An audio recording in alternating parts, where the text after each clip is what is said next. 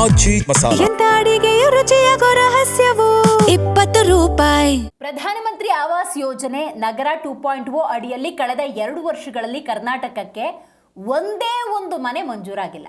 PM Awas ಯೋಜನೆ ನಗರ 2.0 ಇದರಲ್ಲಿ ನೀವು ಗಮನಿಸ್ತಾ ಹೋಗೋದಾದರೆ 2015ರಲ್ಲಿ ಯೋಜನೆಯನ್ನು ಜಾರಿಗೆ ತರಲಾಗುತ್ತೆ. ಆ ನಂತರದ ಸಂದರ್ಭದಲ್ಲಿ ಆಗಿರುವ ಒಂದಷ್ಟು ಬೆಳವಣಿಗೆಗಳನ್ನು ನೋಡ್ತಾ ಹೋಗೋಣ.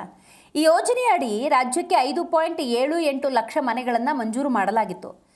PM ಆವಾಸ್ ಯೋಜನೆ ನಗರ 2.0ಕ್ಕೆ 2024ರ ಸೆಪ್ಟೆಂಬರ್ನಲ್ಲಿ ಚಾಲನೆ ನೀಡಲಾಗಿತ್ತು.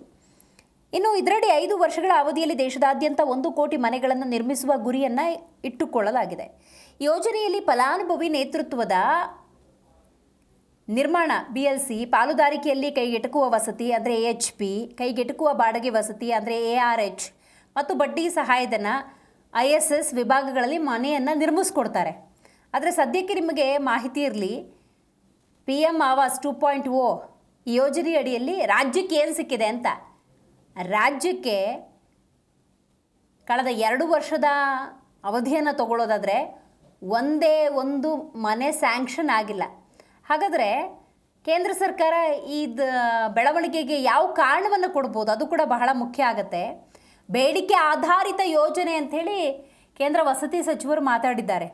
ಅಂದರೆ ಬೇಡಿಕೆ ಯಾವ ರಾಜ್ಯದಿಂದ ಎಷ್ಟು ಬಂದಿರುತ್ತೆ, ಆ ಇಂಟೆನ್ಸಿಟಿ ಏನಿರುತ್ತೆ ಅದರ ಆಧಾರದಲ್ಲಿ ಮನೆಗೆ ಮಂಜೂರಾಗಿರುವಂಥದ್ದು ಅಂತ ಹೇಳಿದ್ದಾರೆ. ಹಾಗಾದರೆ ಕರ್ನಾಟಕದಿಂದ ಬೇಡಿಕೆನೇ ಇರಲಿಲ್ವಾ? ಕರ್ನಾಟಕದಲ್ಲಿ ಫಲಾನುಭವಿಗಳೇ ಇಲ್ವಾ? ಹೀಗೆ ಹಲವು ಪ್ರಶ್ನೆಗಳಿದ್ದಾವೆ.